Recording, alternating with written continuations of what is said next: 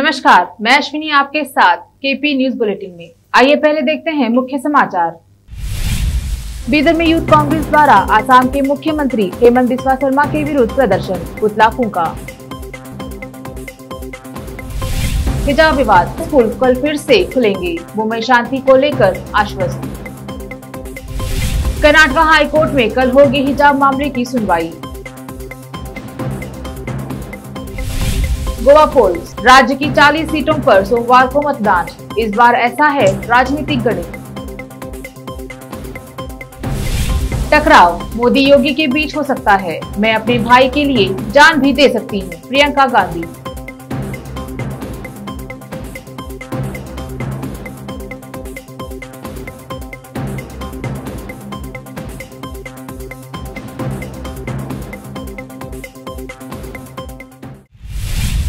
अब देखते हैं समाचार विस्तार से। शुरू करते हैं स्थानीय समाचारों से। बीदर यूथ कांग्रेस द्वारा आज शहर के अंबेडकर चौक पर असम के मुख्यमंत्री हेमंत बिस्वा शर्मा के विरुद्ध प्रदर्शन किया गया। यूथ कांग्रेस के जिला अध्यक्ष फरीदुल्ला खान ने कहा कि बिस्वास ने कांग्रेस नेता राहुल गांधी का अपमान किया है। इस संबंध में यह प्रदर्शन किया जा रहा है। प्रदर्शन के दौरान हेमंत बिस्वा का पुतला फूंका गया। इस अवसर पर एनएसवाई के सचिन मलकापुर, परवेज हसन कमाल सहित अन्य उपस्थित थे। इस मौके पर फरीदुल्ला खान और सचिन मलकापुरे ने मीडिया से बात की। हमारे संवाददाता असलम खान और संतोष कुमार की रिपोर्ट। तो प्रदर्शन हम अम्बेडकर सर्कल पे किया गया है, जिसमें एनएसवाई और यूथ कांग्रेस और तमाम कांग्रेस के संगठन मिलकर हम आज ये प्रदर्शन कर रहे हैं। इसका मकसद ये था कि जो हेमंत बिस्वा जो सीएम बिस्वास आसाम के जो सीएम है, उन्होंने हमारे प्रिय नेता राहुल गांधी जी के ऊपर जो स्टेटमेंट दिया है उसको हम खंडनीय करते हुए आज उनके ऊपर आज यहाँ पे अम्बेडकर सर्कल पे प्रोटेस्ट करते हैं। ये जो घोषे को मानने वाले जो लोग हैं, बीजेपी के जो लोग हैं, ये लोग मुद्दों से भटक के आज जो काम कर रहे हैं उसको हम आज गलत ठहराते हैं। और साथ ही साथ हम ये चाहते हैं कि जितना जल्दी हो सके जो सीएम हमारे प्रिय नेता राहुल गांधी को स्टेटमेंट दिए उसके खिलाफ उन्होंने स्टेटमेंट राहुल गांधी के खिलाफ बोले कि जिन्ना का वो कुछ बोले हैं, वो उसको हम मोहम्मद अली जिन्ना का कुछ बोले हैं। ये गोडसे के लोग जो ऐसा कर रहे हैं, हम इसको खंडनीय। आज जो बीजेपी सरकार को वो छोड़ के आज जो इलेक्शन चल रहे हैं 5 स्टेट्स में, उनके पास कोई मुद्दे नहीं बचे हैं। आज जैसे कि बेरोजगारी का मुद्दा है, ये सारे मुद्दों को छोड़ के ये लोग, इनके पास काम कुछ बचा नहीं है बोलने के लिए, ना बताने के लिए। ये सब छोड़ के ये लोग दुष्ट की राजनीति कर रहे हैं, लोगों को भटकाने का काम कर रहे हैं। ऐसे गलत स्टेटमेंट देते हुए ये लोग ऐसा काम कर रहे हैं। इसको खंडनीय करते हुए आज हम अम्बेडकर सर्कल बीदर में हम लोग यूथ कांग्रेस और एनएसआई और हमारी सबकी टीम की तरफ से आज उनके खिलाफ प्रदर्शन किए हैं। और हम ये डिमांड करते हैं कि जो सीएम हमारे प्रिय नेता राहुल गांधी जी को जो गलत वर्ड्स यूज़ किया है उसको अपनी माफ़ी मांगे, या नहीं तो हम आगे आने दिनों में और इससे बड़ा प्रदर्शन करेंगे, ज़्यादा से ज़्यादा धरने पे बैठेंगे। ये बोलते हैं हम बात खत्म करते हैं। Farid Khan, district youth Congress president Bidar. ಇವತ್ತೇನು ನಮ್ಮ ಪ್ರತಿಭಟನೆ ಮಾಡೋದು ಏನಂತಂದ್ರೆ, ಇವತ್ತು ಅಸ್ಸಾಂ ಮುಖ್ಯಮಂತ್ರಿ ಹೇಮಂತ್ ಬಿಸ್ವಾ ಶರ್ಮಾ ಅವರು ನಮ್ಮ ದೇಶದ ಯುವಕರ ಕಣ್ಮಣಿ ಹಾಗೂ ನಮ್ಮ ಎಐಸಿಸಿ ನಾಯಕರಾದಂಥ ಶ್ರೀ ರಾಹುಲ್ ಗಾಂಧಿ ಅವರ ವಿರುದ್ಧ ಒಂದು ಕೀಳ ಮಟ್ಟದ ಸಹಿಸಕ್ಕಾಗದಂತ ಒಂದು ಹೇಳಿಕೆ ನೀಡಿದ್ದಾರೆ। ಸ್ವತಂತ್ರ ಪೂರ್ವದಕ್ಕಿಂತ ಮುಂಚೆ ಒಬ್ಬರು ಮೊಹಮ್ಮದ್ ಜಿನ್ನಾ ಆ ಥರ ವರ್ತಿಸುತ್ತಾರೆ ಅಂತ ರಾಹುಲ್ ಗಾಂಧಿ ಅವರ ವಿರುದ್ಧ ಒಂದು ಏನು ಟ್ವೀಟ್ ಮುಖಾಂತರ ಒಂದು ಹೇಳಿಕೆ ನೀಡಿದ್ದಾರೆ। ಹೇಮಂತ್ ಬಿಸ್ವಾ ಅವರೇ, ಈ ದೇಶದ ಇತಿಹಾಸವೇ ಕಾಂಗ್ರೆಸ್ ಇತಿಹಾಸವೇ ನಮ್ಮ ಭಾರತ ದೇಶದ ಇತಿಹಾಸ। ಅವರು ಸ್ವತಂತ್ರ ಹೋರಾಟಗಾರರಲ್ಲಿ ಅವರ ತಂದೆಯವರ ರಾಜೀವ್ ಗಾಂಧಿ ಅವರ ತ್ಯಾಗ ಬಲಿದಾನಗಳನ್ನು ನೆನೆಸ್ಕೊಳ್ಬೇಕು। ಇವತ್ತು ನಮ್ಮ ದೇಶ ಸಲುವಾಗಿ ಯಾರು ಪ್ರಾಣ ತ್ಯಾಗ ಮಾಡಿದ್ದಾರೆ। ಬಿಸ್ವಾ ಅವರೇ, ನಿಮಗೆ ಇತ್ತೀಚಿನಿಂದ ನೀವು ಕಾಂಗ್ರೆಸ್ ಅಲ್ಲಿ ಇದ್ದೀರಿ ಮೊದಲು, ಇವಾಗ ಯಾಕೆ ನೀವು ಬಿಜೆಪಿಲಿ ಹೋಗಿ ನಮ್ಮ ರಾಹುಲ್ ಗಾಂಧಿ ಅವರ ವಿರುದ್ಧ ಹೇಳಿಕೆ ನೀಡ್ತಾ ಇದ್ರಿ? ಈ ಮುಂದಿನ ದಿನದಲ್ಲಿ ನೀವು ಅವರ ವಿರುದ್ಧ ಏನು ಹೇಳಿಕೆ ನೀಡಿದ್ರಿ, ಅವ್ರ ವಿರುದ್ಧ ಹೇಳಿಕೆ ನೀಡಿರೋದು ನೀವು ವಾಪಸ್ ಅವರಿಗೆ ನೀವು ಕ್ಷಮೆ ಕೇಳಬೇಕು ಅಂತ ನಾವೆಲ್ಲರೂ ಇವತ್ತು ಯೂತ್ ಕಾಂಗ್ರೆಸ್ ಹಾಗೂ ಎನ್ಎಸ್ವೈ ಘಟಕದಿಂದ ನಾವು ಆಗ್ರಹಿಸುತ್ತೇವೆ। ಮುಂದಿನ ದಿನದಲ್ಲಿ ನೀವು ಒಂದು ವೇಳೆ ಕ್ಷಮೆ ಯಾಚಿಸಲಿ ಹೋಗಿರಿದರೆ ಗಲ್ಲಿ ಗಲ್ಲಿಯಲ್ಲಿ ಕರ್ನಾಟಕದಲ್ಲಿ ಹಾಗೂ ಬೀದರ್ನಲ್ಲಿ ಹಾಗೂ ಎಲ್ಲದಲ್ಲಿ ನಿಮ್ಮ ವಿರುದ್ಧ ಸ್ಟ್ರೈಕ್ ಮಾಡಬೇಕಾಗುತ್ತದೆ। ಮುಂದಿನ ದಿನದಲ್ಲಿ ಉಗ್ರವಾಗಿ ಹೋರಾಟ ಮಾಡುತ್ತೇವೆ। अब देखते हैं समाचार राज्य के। हिजाब विवाद के कारण राज्य भर में 10वीं कक्षा तक के हाई स्कूल फिर से खुलने से एक दिन पहले कर्नाटक के मुख्यमंत्री बसवराज बोम्मई ने रविवार को विश्वास व्यक्त किया कि शांति और सामान्य स्थिति बनी रहेगी। उन्होंने यह भी कहा कि प्री यूनिवर्सिटी और डिग्री कॉलेजों को फिर से खोलने के संबंध में स्थिति का आकलन करने के बाद निर्णय लिया जाएगा। कक्षा 10 तक के हाई स्कूल कल फिर से खुलेंगे। पहले से ही उपायुक्त, पुलिस अधीक्षक और सभी जिलों के लोक शिक्षण उपनिदेशक को सौहार्दपूर्ण माहौल बनाए रखने के उद्देश्य से महत्वपूर्ण स्कूलों में माता पिता और शिक्षकों को शामिल करते हुए शांति बैठकें करने के लिए कहा गया है। बोम्मई ने कहा कि मुझे विश्वास है कि स्कूल शांतिपूर्वक काम करेंगे।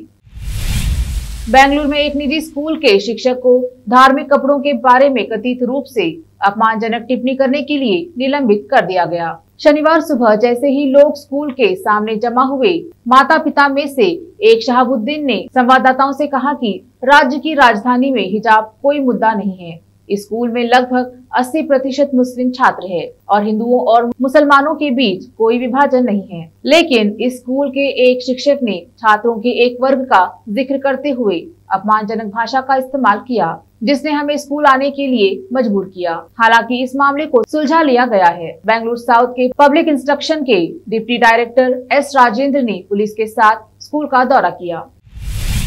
कर्नाटक उच्च न्यायालय सोमवार को हिजाब मामले की सुनवाई करने वाला है। एक अंतरिम आदेश में अदालत ने मामले में अंतिम आदेश दिए जाने तक छात्रों को कॉलेजों की कक्षाओं में किसी भी धार्मिक पोशाक पहनने से रोक दिया था, जहां इस तरह की पोशाक प्रतिबंधित है। कर्नाटक सरकार ने हिजाब विवाद को देखते हुए शांति बनाए रखने के लिए एहतियाती कदम के तहत शनिवार को सभी प्री यूनिवर्सिटी कॉलेजों की छुट्टियां 15 फरवरी तक बढ़ा दी। प्री यूनिवर्सिटी के छात्रों की अंतिम परीक्षा 16 अप्रैल से होनी है। हिजाब विवाद के बाद 9 फरवरी से कॉलेज बंद है। उच्च शिक्षा विभाग ने सभी प्रथम श्रेणी और स्नातकोत्तर कॉलेजों के साथ साथ विश्वविद्यालयों और तकनीकी संस्थानों को 16 फरवरी तक बंद करने की घोषणा की है। अब लेते हैं एक छोटा सा ब्रेक, जल्द लौटते हैं ब्रेक के बाद। हिंदुस्तान के हर कोने में हम हैं मौजूद। 24 घंटे हालात पर गहरी नजर, खबरों से जुड़े चुपते सवालात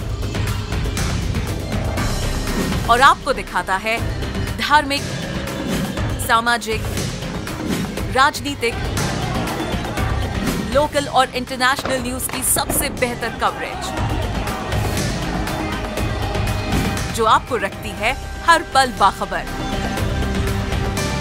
देश और दुनिया भर की खबर के लिए देखते रहें KP news 24/7। Noor education trust Bidar की ओर से चलाए जाने वाला Noor MEd college Bidar, recognized by NCTE Delhi and affiliated to Gulbarga University, Gulbarga. Admission are open for the academic year 2021-22. विशेषज्ञ और सक्षम शिक्षकों द्वारा शिक्षा प्राप्त करने के लिए नूर एमएड कॉलेज में दाखिला लें और शांत वातावरण में शिक्षा प्राप्त करें।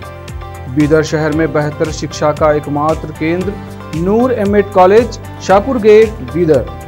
Phone numbers 9945283920, 8482221297।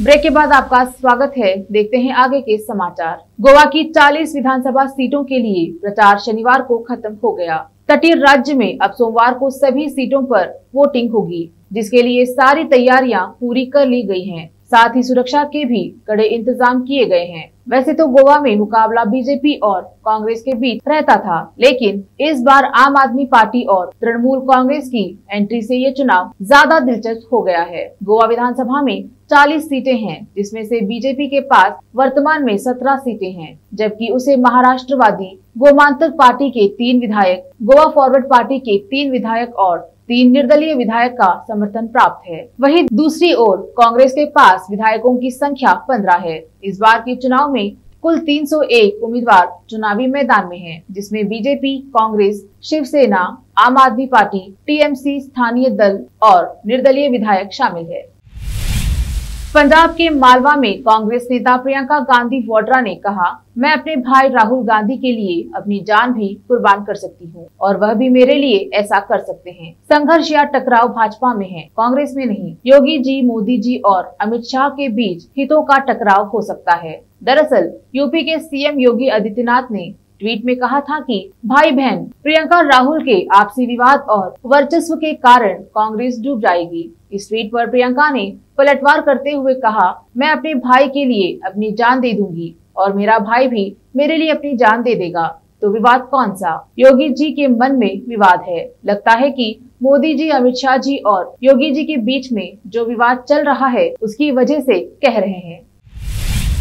Jhansi all India Majlise Ittehadul Muslimeen के झांसी सदर विधानसभा सीट के प्रत्याशी सैयद सादिक अली को इस वक्त जनता का अपार जन समर्थन मिल रहा है। सादिक अली ने कहा कि जनता के इस अपार प्यार और स्नेह की बदौलत हम इस विधानसभा चुनाव में जीत हासिल करेंगे। कुरैश नगर में हुई जनसभा को संबोधित करते हुए सादिक अली ने जनता से उनके सर्वांगीण विकास की बात की। उन्होंने कहा कि गरीबों को मुफ्त शिक्षा, स्वास्थ्य और रोजगार की गारंटी हमारा संविधान हमको देता है, जिस पर ऑल इंडिया मजलिस इत्तेहादुल मुसलमीन पूरी तरह से काम कर रही है और यदि जनता ने हमें आशीर्वाद दिया तो हम यहाँ के लोगों को शिक्षा, स्वास्थ्य जैसी सुविधाओं को पूर्णतः मुफ्त कराने के साथ ही झांसी शहर के सर्वांगीण विकास में अहम योगदान निभाएंगी।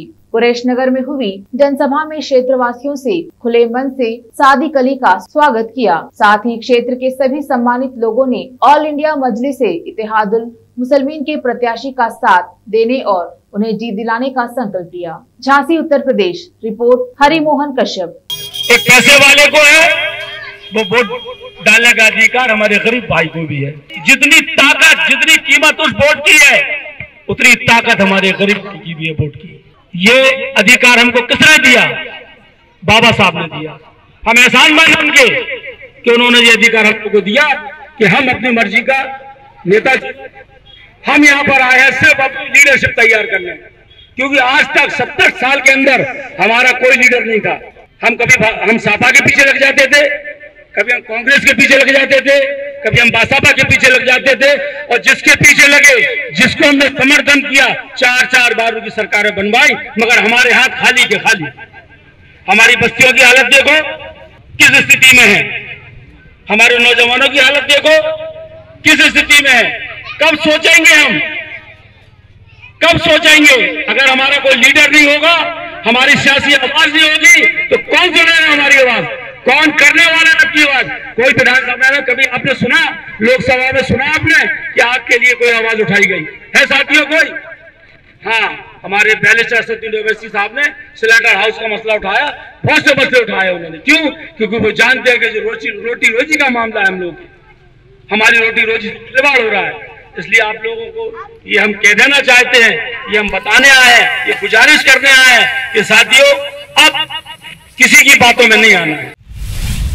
झांसी से भारतीय जनता पार्टी से सदर विधानसभा क्षेत्र के प्रत्याशी रवि शर्मा का जनसंपर्क तेज हो गया है। कार्यकर्ताओं ने उन्हें पुनः जीत दिलाने के लिए कमर कस ली है। पंडित दिलीप पांडे और भाजपा के वरिष्ठ नेता कमल सहगल सहित कार्यकर्ताओं ने प्रेमनगर के बिहारीपुरा, नूरनगर, शास्त्री नगर आदि में जनसंपर्क करते हुए घर घर जाकर भाजपा प्रत्याशी रवि शर्मा को भारी मतों से जीत दिलाने के लिए वोट मांगे। जनसंपर्क के दौरान पंडित दिलीप पांडे ने कहा कि महिलाओं की सुरक्षा और सम्मान सिर्फ भारतीय जनता पार्टी की सरकार में है। उन्होंने कहा कि हर क्षेत्रों में केंद्र व राज्य की जो योजनाएं हैं, इसमें उत्तर प्रदेश को नंबर 1 पर लाने का काम किया। Jhansi Uttar Pradesh, report Harimohan Kashyap.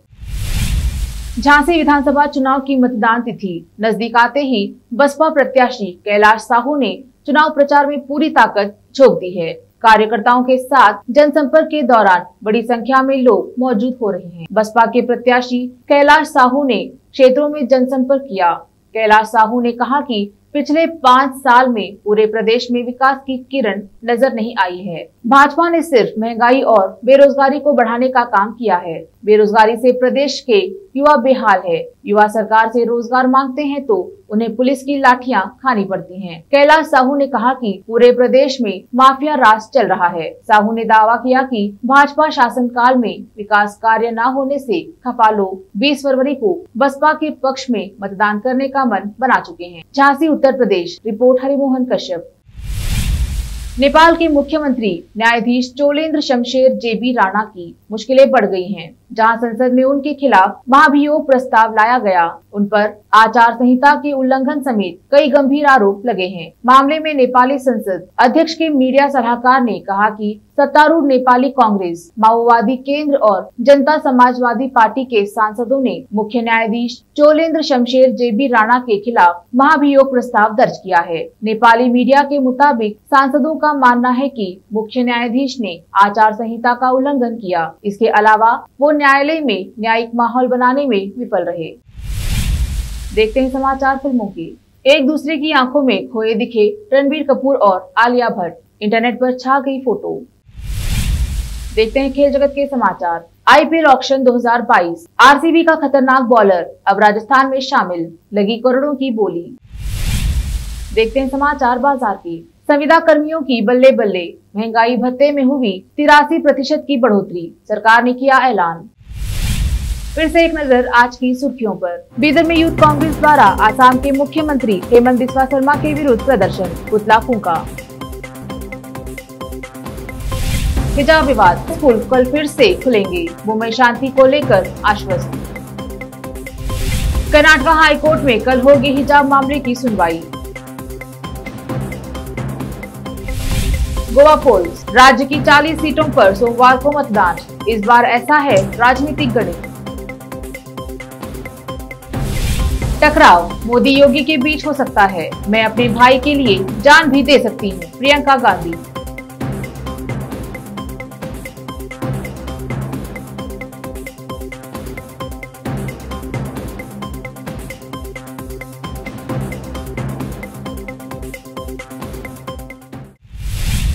KP news में फिलहाल इतना ही। अन्य समाचारों के लिए जुड़े रहिए केपी न्यूज 24/7 से। फिर मिलेंगे कुछ अन्य समाचारों के साथ। धन्यवाद।